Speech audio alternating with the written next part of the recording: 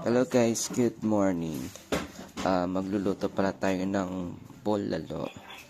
So lalagay na natin yung beef shank. Ayan.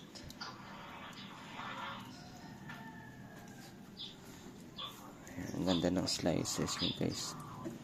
Ayan.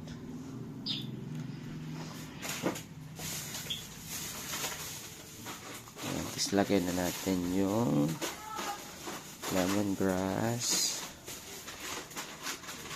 kamatis, white onion, tapos luya.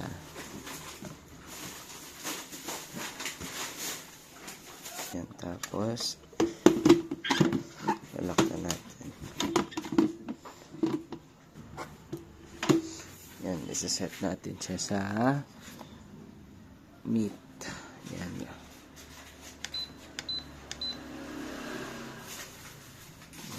For 30 minutes. Tapos babalikan natin siya after 30 minutes. Tapos na siya. And then ano natin, tatanggalin natin yung pressure sa loob. Ayun na. Pipindutin natin to.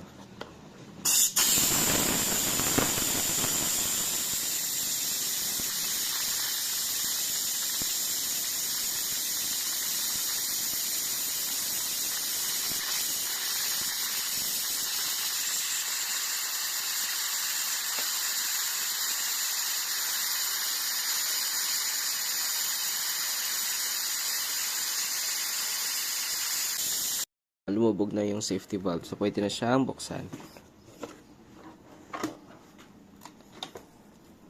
Wow. Look at that. Titingnan natin yung meat, guys.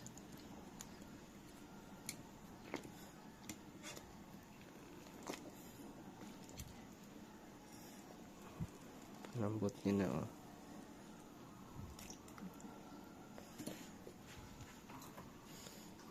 Lambot na.